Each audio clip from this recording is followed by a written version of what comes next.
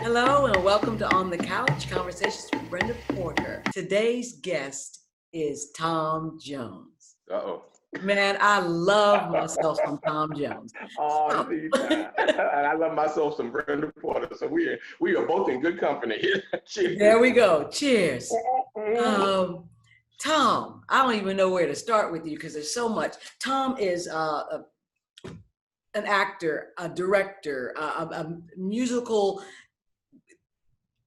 I don't know what you would call yourself in terms of putting together musicals, but Well, he brother had. looking for a check. Just brother looking for a check. That's like years ago when I started doing musicals, and I was like, and I realized that the choreographers got a separate check and writers got a check. So I said, oh, can I do that too? Let me just do that.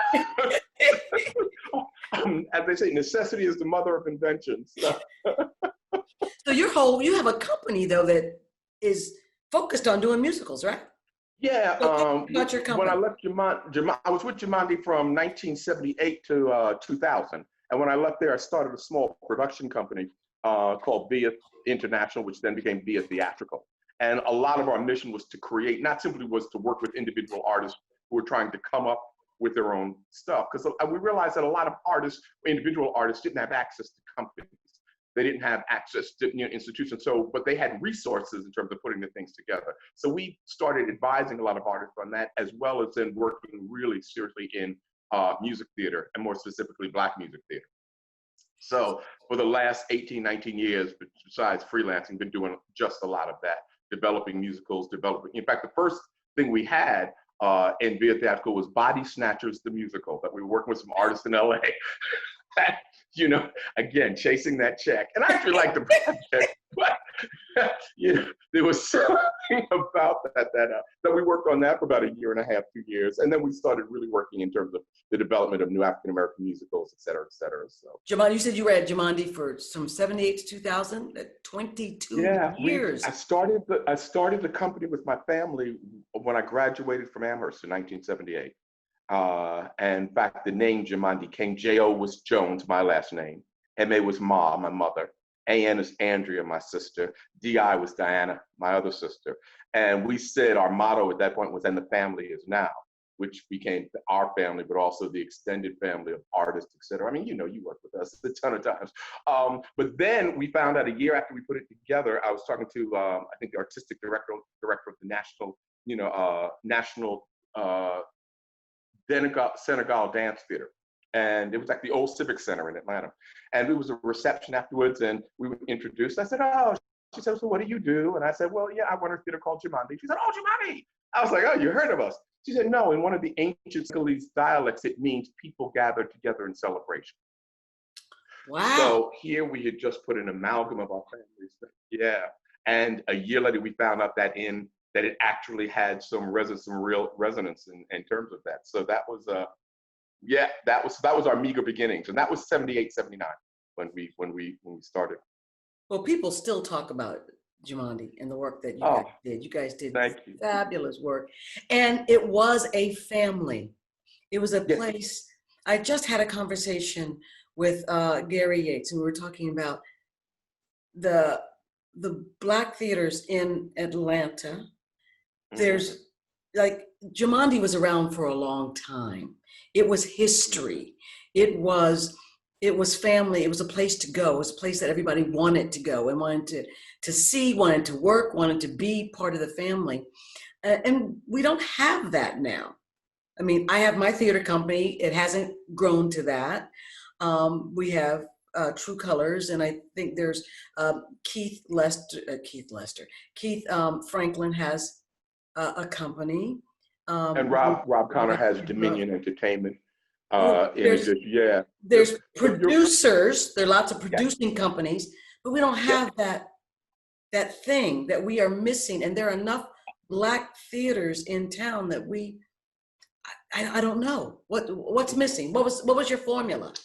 I think for us, we were, well, it was a different time. Like it was in the latter part of the 70s. And I think in terms of just the evolution of Black theatrical history was that we were coming off the move of the Black arts movement in the 60s. And so you had this development of tons of theaters that came out of the Black Arts Movement, which were theaters that were really aimed and their mission was centered on social justice. That they were in a certain sense about raising consciousness. So you had Ed Bullins and Sonny Sanchez and Amiri Baraka, you had Douglas Turner Ward, you had Woody King, you had this whole, array. You had John O'Neill with Free Southern Theater that were organized around the sense of Black consciousness and in a sense of bringing theater to the people.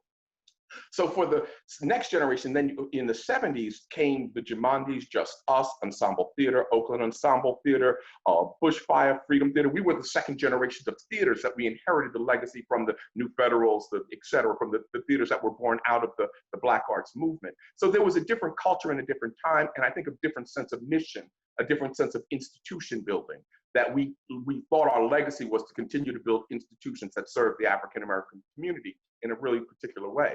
So that was, I think, our mission. When we started Jumandi, there were 11 Black theater companies in Atlanta. What? Yes, we were the bottom of, there were 11 Black theater companies. We were just one of many. In New York alone, there were 140 Black theater companies. There was something called the Black Theater Alliance that used to operate as an umbrella for all of these theater companies. So there were companies everywhere. So when we started, you had to really begin to find your own identity and your own niche because there were so many other theaters doing so much work. So in Atlanta, you had Proposition Theater, the late Walter Dallas, God rest his soul, who just recently passed. You had Eddie Phillips, who ran People's Survival Theater, and then later Just Us. You had Byron Saunders and running Just Us. You had, what else? There were Theater Without Walls. There was Neighborhood Arts Center Theater. There were just a number of theaters working. So when we were the low man on the totem pole. When we started doing all this, quote unquote, trying to find our own identity. So we were doing a lot of company developed work. We were doing a lot of touring. And so we began to evolve this style and this sense of working out of a sense of just trying to identify and distinguish ourselves from what everybody else was doing. As time went on, there was, again, this atrophying and this compression, contraction in the market because the arts weren't being supported in the same way. You didn't have the same initiatives from the Department of Cultural Affairs at that point in the city that then became the Bureau of Cultural Affairs. You had Expansion Arts at in terms of the National Endowment that also was arm in arm with the theater component. You had all of these funding agencies and cycles that began to contract. So with that, and with that kind of fiscal support dwindling, theaters dwindled. So by the time we got to the middle to late 80s, there were maybe 3 of us left. And then at a certain point, there were 2. There was Jumandi and Just Us, and then there was us. By the time we got to the late 80s, early 90s. And so for a period of time, we found our mission in a certain sense shifting from doing this really eclectic avant-garde work and company developed work and developing things from Black arts writers, et cetera, and doing these multidisciplinary works. And then performing everywhere. We were in the schools. We were in the prisons. We did one performance in the hallway of the IRS where people pulled out from their cubbyhole, turned, we did our thing. After we were done, they turned back and pulled right back into the cubbyholes where they were working. So we did theater everywhere. We did one of the first shows we did with something called the Neighborhood Arts Center on Georgia Avenue, which was now, I think has become, Ralph Abernathy Boulevard. But there was a Neighborhood Arts Center where so many people came out of Sam Jackson, LaTanya Richardson, theaters, Spike Lee, so many folks that it was this rich and wealthy history. So we were working out of there, and we did some show there that our first residency was, they gave us space to work and we would teach acting classes for free. So that was the barter. So we did a show there called If God Was a Blues Singer that developed out of this this workshop, out of this acting workshop. People do, again, company developed work. My sister was actually part of this company. My mother was actually part of this first show. And we did this thing called If God Was a Blues Singer, put some music to it, and everybody, organized and edited their own work. And so our first gig we were all having was, after doing the show at the Neighborhood Arts Center, we were going into this club in West End. And I'm talking about, at that point, it was the hood club.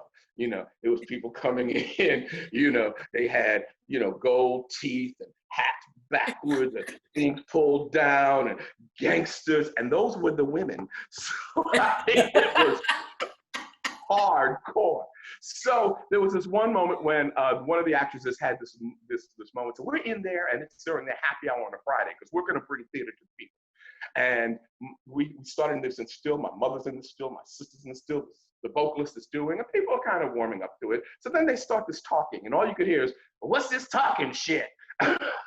coming from everywhere. People like, "I came here to dance. I don't hear no talking." And so I'm still go with the drum. So then this one actress, her monologue was, "I couldn't climb the river. I couldn't climb the mountains. I couldn't swim the rivers." And this woman sitting in front of her with the two-tone wig says, "Then drown, bitch." And we're like, okay, it's going downhill from here. I'm circling in the audience, play the music. My mother's standing there in the still saying, "Stop the show, stop." I said, no, play the music. She said, "I'm your mother. Stop the show." Yeah. So we're going on. She decides, okay, I'm taking off my little kind of for colored girls head rag. I'm going to sit with the women. "Hi, ladies, can I join you?" So at one of the tables, I come up, everything stops for a minute, and I'm saying, "Oh, I see. We're all Black here." And all you can hear was, "Oh," and then all hullabaloo. Fights are breaking out. Our bass player had to unhook. He's swinging. It was bedlam. So we all leave that night. This was our first gig, really. And of course, we have 2 more shows. And I'm like, so we threw a party at my sister's house, for the cast and everybody to just kind of regroup. And they were like, "Well, what are we going to do?" I said, "We're going back." "No, we ain't going. You going back?" No, we're going back. We're not going to let anybody stop us from taking theater to the people. But the people don't want it. That's all right. They don't know what they want. We're taking people theater to the people. So the next night, of course, we call everybody we know in Atlanta, and we stack the audience. And meanwhile, there were some folks who were in the club that actually kind of liked it. And so, some of the thug types, and they were like, "Okay, now we with you." So we went back the other night, and as people started rabble-rousing, people would come to tables, and everybody came strapped. And they would sit there and say, "I think you want to be quiet now," at tables. People started to erupt. Something would happen over there. Somebody else would come, put their arm, "I think you want to be quiet now," and watch the show. So by the middle of it, we had everybody's attention because we had stacked the audience with not only with a lot of friends, but also folks who were, kind of the neighborhood gangsters that had warmed up to us. In addition to everybody we had, and everybody was strapped. Everybody had a piece, whole Gil Scott song. Everybody had a gun. So we're all sitting there and we're doing it. It finally gets through. And by the next night, the club was packed with people and everybody came to see the show. But that was our first touring thing out of the Neighborhood Arts Center in 1979 of God With the Blues Singer. So that was our early beginning. So we had a certain sense of being fearless as artists. That there was no place that we weren't gonna work, and there was no place that we wouldn't take what we were doing, because again, we were the descendants of the Black arts movement, and the stories they have stories littered with those kinds of experiences of going into communities that communities didn't know what theater was or didn't have a sense of that theater was for them, and them having to really hunker down and convert those folks and realize that theater is not only part of your experience, but that there was something on these stages, even if it's not a stage, that is about you and that can benefit you. So that was a sense, though we were disciples in that sense, we carried that mission with us. But that was our kind of theatrical nomenclature. We were the avant-garde artists that were just willing to go anywhere and do anything at any time. So what's your take on Black theater today? Wow, I think it's a lot of, I think what's happened to Black theater in a certain sense is similar to what happened to Black colleges once the best and brightest of us were admitted into larger prestigious white universities, that they had to reinvent and redefine themselves because the need was now different. That it was no longer just a place that would house Black students because some place to go, but that it had to begin to appeal to a different sensibility. You want to go to an historically Black college and university because there's some connection it has to you. And I think the theater is having to do the same thing, creating different kinds of visceral connections, because so many, again, partly because of money and partly because of I think just the spreading out of people of color being in larger institutions, they're doing Black work. We were the first theater in Atlanta to ever do an August Wilson piece. 2 years later, we couldn't get the rights to an August Wilson piece. So as larger theaters began to take on that work and doing that work, we found ourselves not being able to get some of the, the very titles we could at our inception, or later on as we began to work with Black writers. So I think Black theater today, it really has to focus on new work. And I think particularly since the racial pandemic in the last couple of months, it has to really be about perhaps the same thing it was during the Black arts movement, that it has to be an extension of social consciousness, that it has to be about conscious raising, that it has to be, invest itself in saying, we need to use stories that deconstruct systematic racism. We need to deal with stuff that deconstructs, systematic sexism. We need to deal with stuff that deals with homophobia. There are so many issues that affect us as a community beyond just racial justice and social justice, that if we can begin to make those connections, visceral connections with audience, then I think we begin to provide a different kind of metrics for what success means in terms of our theater. That it's not whether it goes to Broadway, but whether or not we are invested in the very community that we serve, and that in some sense, we're going with an ongoing dialogue about not only their needs, but how the theater can begin to address those needs. We need to be doing voter registration drives with theater. We need to be on a flatbed truck and taking theater, taking theater into communities and creating this kind of, event that happens in communities. It's not about the bells and whistles necessarily with lights, et cetera, but about content and about drawing crowds to us and say, okay, now let's register people to vote. Because that's what Free Southern Theater did. That's what People's Survival Theater did. And Elizabeth Alani is still here. That was an extension of Hosea Williams' SCLC, People's Survival Theater. It was about creating a community relationship and saying, okay, from this now, we also want to feed the hungry. So it was part of a whole menu of things in terms of the uplift of a community. That's where I think we have to get back to. We have to continue to root ourselves in the very needs of where our community is. But I think our community has spread out so much now. Exactly. It used to be that, hey, you go to the Black side of town. And now, yes, there's still the Black side of town, but there are a bunch of people out in Dunwoody, a bunch of people in Buckhead, a bunch of people in Conyers, a bunch of people in Sandy Springs. We're not. Which creates a vitality of what the theater can be. That there was a theater here years ago called Theater Without Walls, and the same with us, that it's not just in a building, that we begin to create those kind of relationships with those communities. That because we're so spread out, there's also opportunity to begin to reach out in ways that we haven't before. That we don't think of theater in the traditional brick and mortar sense, but that we think of theater as an extension of storytelling, where we begin to engage where we are in terms of several communities. So that if you have a piece that says, and I'm just saying now, just thematically is about voter registration or about, about hunger or homelessness, whatever it's about, that's engaging. That if it starts in one place, then we begin to look and say, okay, now how do we reach Sandy Springs? How do we go to Clayton County? How do we go, that where all of those, communities that you've identified, that we need to say the theater shouldn't stay stagnant in one place, but it needs to keep moving and become vital and become part of those communities in a way. We ask them to invite us in, and that we begin to create these kind of events in those communities, and then begin to also talk about how we bring those communities to where we may be centrally located. But because we are spread out, let's take homelessness. That might be something that's important in West End. But if you go to Sandy Springs, not that homelessness doesn't exist, but it's like, oh, no, we don't have homelessness here, right? But the people in Sandy Springs have a responsibility to homelessness. That what we are about making are connections that, connections to people who may not be experiencing that, but have a responsibility for that. If I am my brother and sister's keeper, then I'm responsible for the person that's homeless, of not stepping over them. And though I may not be directly affected in terms of my own social situation, I do have a responsibility in terms of the community that I live in, the city that I live in, the county that I live in, the planet that I live on, to deal with that as an issue in terms of how do I take that on and embrace it. So it's not just about, those who we think are affected, but that all of us are in a certain sense affected by that. We go back to, what Martin King said, injustice anywhere is injustice everywhere, that we are inextricably bound in a garment of human destiny.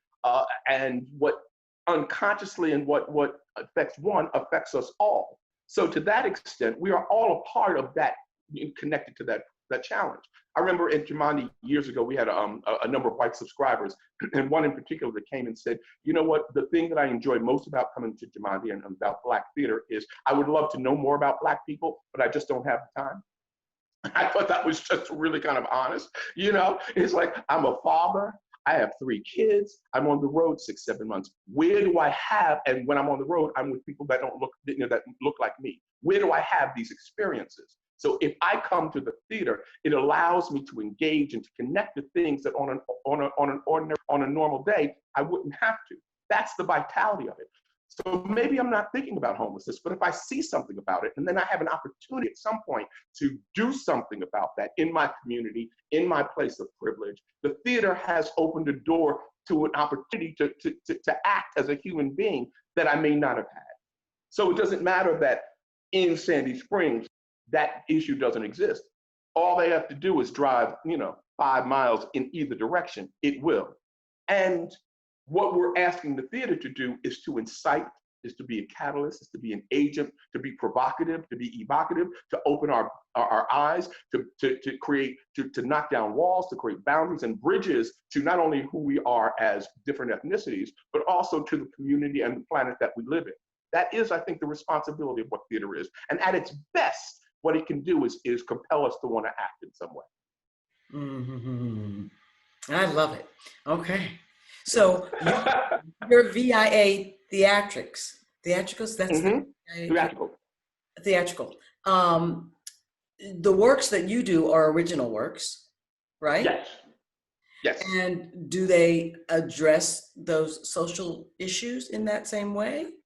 Some do. Yeah, we're doing a project now in relationship with Jacob Lawrence series that's been commissioned by the Phillips Gallery in DC. And a lot of what we're going to do is go through Jacob Lawrence exhibits and begin to talk about what those images are in relationship to allowing them to come to light. So the first one we're dealing with is, of course, the killing of Black sons. There's a piece he has called The Washerwoman. And so what we've created is a piece that will start as a virtual piece, but at some point in time, we've talked about, okay, how do we use this as a piece to talk about all of the mothers that must grieve the killing of their husbands, brothers, lovers, sons, etc. And what does that mean? So I think in terms of that, and now we're beginning to have that discussion. To your point, what now do we do with it after it becomes this piece that's there? How do we tour it? Where do we take it to? How do we speak? Who is the audience in? First of all, who is its intended audience, and then who is its extended audience, and how do we begin to reach them and talk to them via these platforms, via streaming, via touring, once we are able to all get out of our houses again. But that becomes part of, I think, the questions we ask ourselves just in terms of the work that we're doing, that it shouldn't be refined and restricted to just the 3 or 4 weeks we may be in a theater, or the 2 or 3 days we may be able to air it here.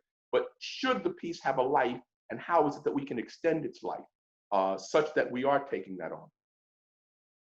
So you're doing Detroit, you do international work.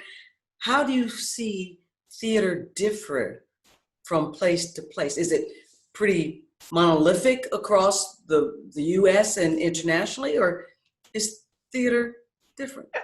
I think that's a great question. I think in some things there are the specificity in terms of people's community where they're dealing with certain kinds of issues. I'm in Flint, Michigan. The idea of clean water becomes a very different notion than if I'm in Phoenix, where, okay, I don't have that same kind of deal. If I'm dealing with the spread of wildfires, that probably has a different resonance in the 10 states where wildfires are going, and what does displacement look like there, then obviously if I'm in the East Coast or something. So there's that kind of regional specificity, but there's a certain universality in terms of feeling dislocated. There's a certain universality in terms of alienation.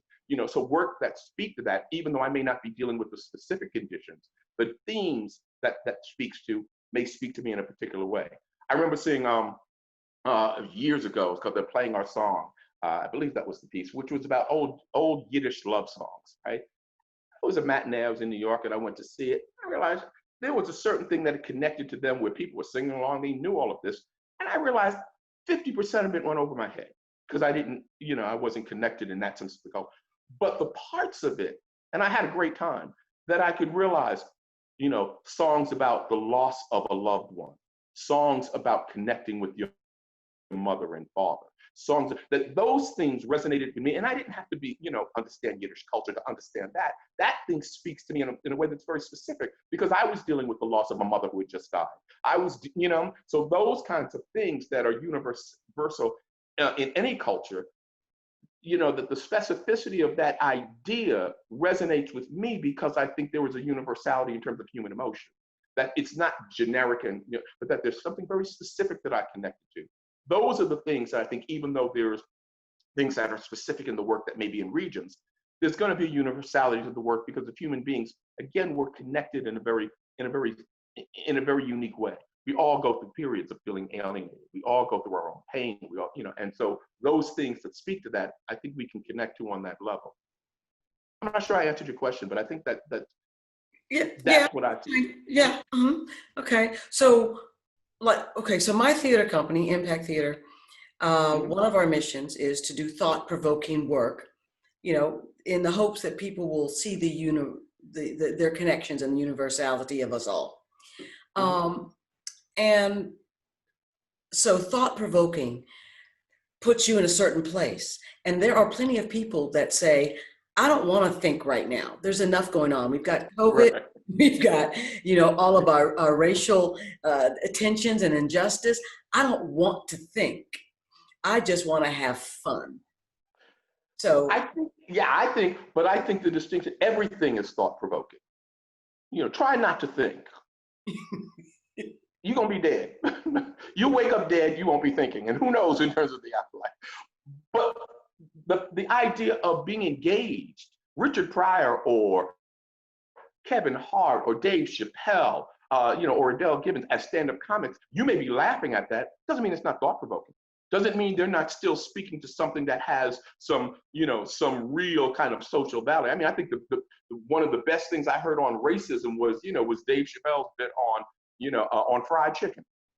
I'm laughing my behind. He said, I was going down south and I went up to a place and he said, sometimes, there are moments of racism when it's just sweet. So there I am, I'm going down south and I'm walking into this old restaurant, and this white guy comes in and says, I know what you want.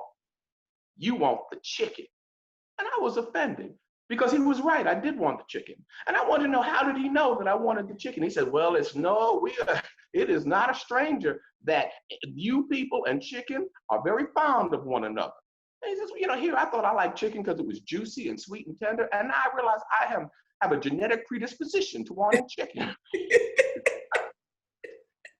So there you take on this whole stereotype. That's still thought-provoking. That's still engaging in the idea of, wow, we are all somehow bound by some of these racial tropes and these relics from the past. But the way in which we get people to unhinge that, to think about that, can be comic.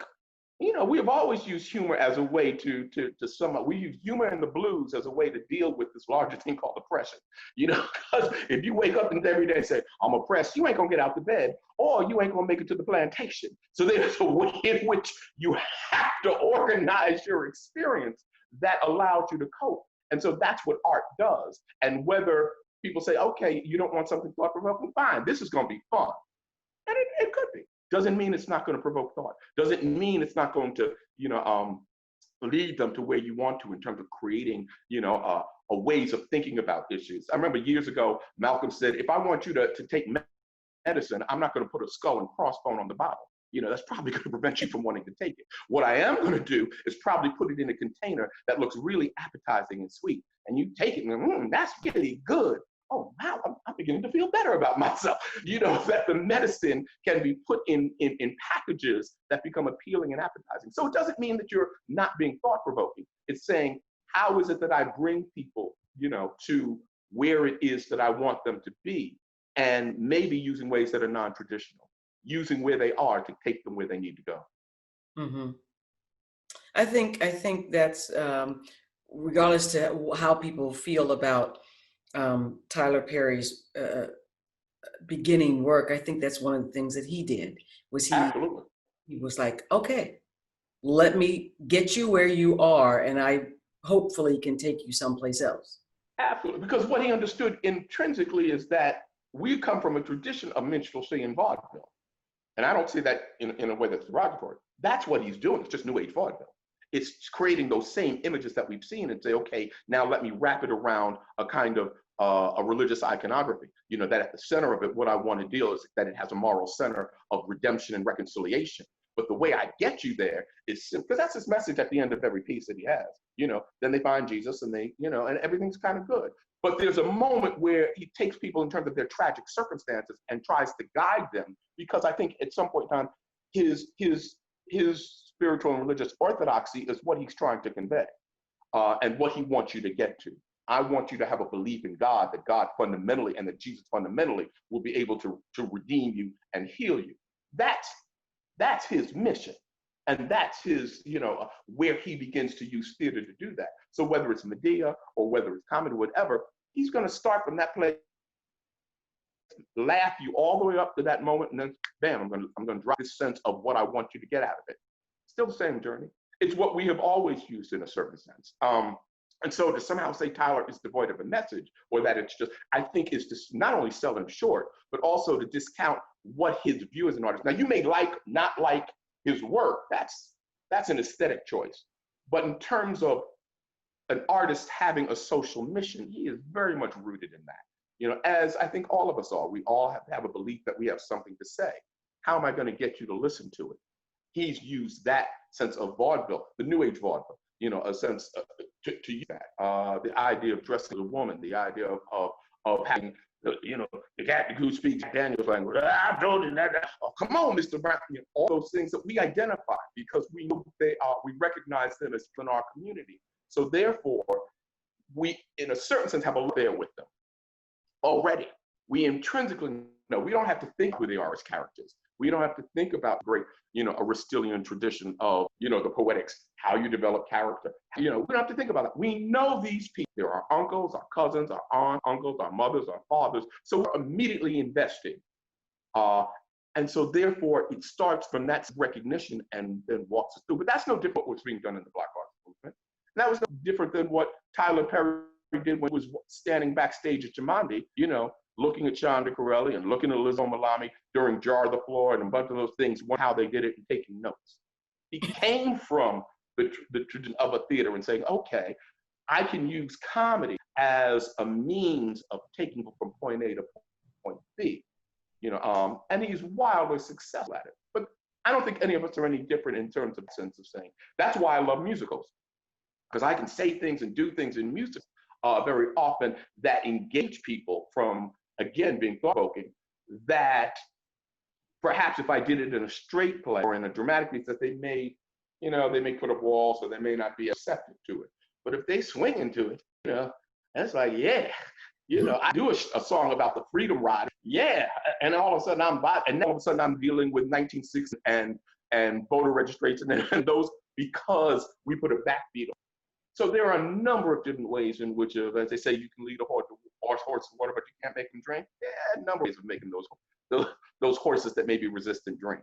And a lot of it is just making the water look so appetizing that they want to drink it. Okay, I like that. I like that. So you're, what? Good. Yeah. I mean, think about it. The most successful play that's going on right now, you know, or that was, you know, on Broadway was Hamilton. Who would have ever thought, you know, that a piece on Alexander Hamilton would be not only hugely successful, but also one saved from being ousted on a $20 bill, and more importantly, begin to use as an interest of people looking at what the founding of this country was and the history of it. It has profound impact on generations of kids who now have some sense of what the history of in the nation of this country that wouldn't have before. That's the power of what art, you know. And what did they do? They used pop to do it. I remember they used funk to do it. They used all kinds of musical theater forms to create a language that made people at some point, you know, invest in history. I remember when I first heard about it, I was like, wait a minute. they're using Latinx and Black people to play the founding fathers, which I think is great because, you know, the backbone of this country is built on. But I'm like, if they had taken white people and had them play Black people in history, I would have been up in arms. So I'm like, why am I not up? Only if they did it poorly. I think only if they did it poorly. Really? Usually when white people get to that, a lot of times it's about a cultural appropriation that you go, I'm not sure. But when we hear, and I look at, when you hear Eminem, you don't feel it as its appropriation. You go like, that boy can rap. You know what I mean? That we don't look at it in that sense. Or if you listen to a Kelly Clarkson, early in the days of American Idol, she was singing Aretha. You went, well, she's doing a good job. Appropriation only works if you don't do it well. So I mean, I think what I think he did, you're right, very successfully, was saying, let's look at this through the eyes of, let's look at immigration and the creation of something through the eyes of, like you said, Black and Latinx, artists. And because it wasn't designed for old people who had some stoic notion of history. It was designed for an audience that was younger, hipper, that was willing to accept that kind of, cultural pluralism, is hung up on it and spoke the language of hip hop. So to that degree, they brought their parents to it. They brought the, older folks who may have been more resistant to it, because for them, it was speaking their language. To the extent that when my daughter went to, years ago, went to Barnes and Noble, and there was a book on Alexander Hamilton, she was like, that ain't him. He's a Puerto Rican with a ponytail. No, baby, that's not, yeah, I saw it. And who's this George Washington fellow? How come he's not Black with a bald head? No, baby, that's the real George Washington. No, it ain't. The profound impact of, I seen it. and I stood up and clapped to it. But that's the power of imagery, which in a certain sense, colonial culture has always realized. If they cast you in a certain image and make you look at that, it can speak to one of two things: either your devalued sense of humanity and your degradation, or it can look at you in terms of inspiring you and uplift you in terms of giving you value and self-worth, because you see yourself reflected in places that you don't. There's an old Baraka poem that says, you turn all their faces to the light and you work on them black magic and cleanse them at having seen the ugliness. And when the beautiful see themselves, they will love themselves. And that's what ultimately art is. It's allowing the beautiful to see themselves in all their contradictions and love themselves in ways that we haven't before. And so for Lin-Manuel to reimagine that, given his point of view, is exactly what I think the power of theater can be. Well, theater is definitely powerful. I mean, I believe theater has the potential to create change in people and in individuals, and from that in communities, and hopefully in the world. I really do believe that, which is why I'm upset that it's the last thing that's going to end up coming back from the pandemic.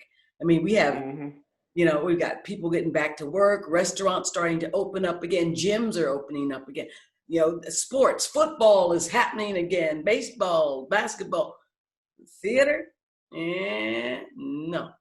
I know.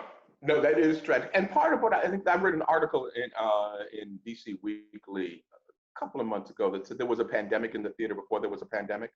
And I think the gist of the article was that in terms of issues of audience engagement, that somehow institutional theaters have lagged behind the times.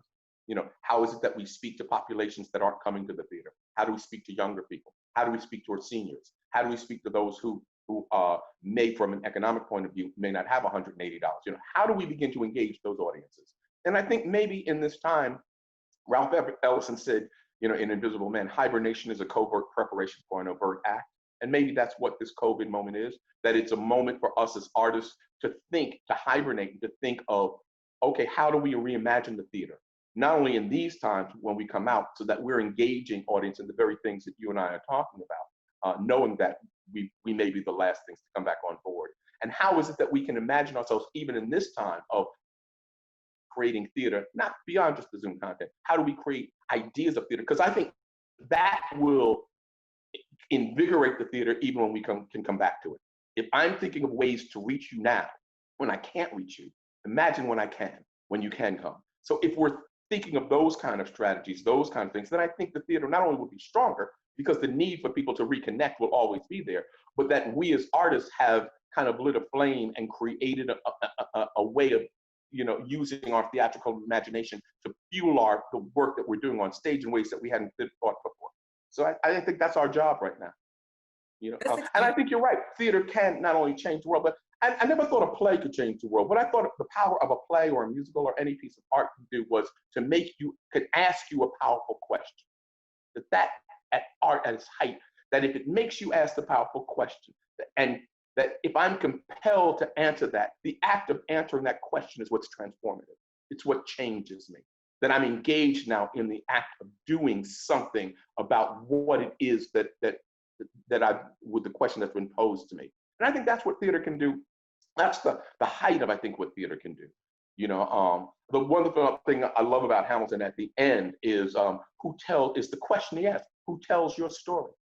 Now whether or not I care about Hamilton as a piece, and I do, I think it's brilliant, but the idea of that question hits in a way that I remember it just hit me to my soul. Who tells your story? Because that's in essence why I created Jumandy, was telling our stories, and who's in charge of that? We are. And so if we tell our stories in a way that's evocative and provocative, then we're doing our job. And that's, again, the great question as artists we need to answer, and as audiences we need to, to answer. Who tells your story? Who's responsible for you but you? And that is in everything. That's in art, it's in business, it's in our families. Who's going to be responsible for the health and well-being of our communities, of our families, of our children at all? Well, it's us. We're in charge of telling that story. Or as Dickens says, we have to, to wake up and be the hero in life. I think that's who we are. And that's what art should be. And that's what I think our art should be pushing us towards. I think that's an excellent point to end on. Watch yourself now. A toast to you. Oh, wait, you got to toast to the inimitable and the genius of Brenda Porter. And thank you so much, Tom, for having the conversation. I always enjoy talking to you. I always learn something, and you always enlighten me. I know that my audience will feel the same way. So, and I invite you. Thank you for inviting me into this. This was great. Well, we will do it again, I hope, sometime. And for my audience, I invite you back. I love you, Brenda Porter. I mean it. You take care, honey. Cool. Bye. Much love to you. Thank you.